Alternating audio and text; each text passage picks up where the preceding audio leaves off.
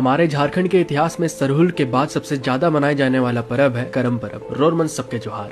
7 भाई और एक बहन की है ये कहानी, कैसे हमारी प्रकृति ने इंसान की घमंड तोड़कर बताई, हम यहाँ हैं तो तुम हो, तुम हमें छेड़ोगे तो तुम इससे नाबूद कर दिए जाओगे। करम राजा कहे जाने वाला पेड़ जिसने तो भागे हुए बिरसा ननकी को सैनिकों से बचाया अपने लहलहाते पत्तों में छुपाकर, जिससे दोनों ने इस पेड़ को अपना करता धरता मान लिया। समय के साथ बसाया उन्होंने एक गाँव और करम राजा का आशीर्वाद से ननकी ने जन्म दिया कर्मा, धर्मा, धनवा, रीछा, मंगरा, भौरा, लीटा और बहन कर्मी। समय का दौर गुजरा, धर्मा और छोटी बहन कर्मी को छोड़ सभी भाई चल दिए शहर की ओर। और कई वर्षों के बाद जब सारे भाई धर्मान होकर वापस आए तो देखा उनके स्वागत में था ना कोई। कर्मा ने भेजा अपने सारे भाइयों को, देखो जरा कहाँ चल गए लोग। लेकिन जब सारे भाई भी वापस न आए तो आ गया गुस्सा कर्मा को और बीच अखाड़े पर से उखाड़ फेंका करम डाली नदिया के उस पार, क्योंकि सारे लोगों में था करम पर्व का इश्तिहार। दिन गुजरा, समय बीता, फसलें अपने खेतों पर लहलहा रही थी सबकी, लेकिन बर्बाद हो रही थी कर्मा की। कर्मा बेचारा सोच में ऐसा क्या गुनाह कर दिया मैंने। सपने में जब आए करम राजा, कहा ये तुम्हारे कर्मों का है खेल।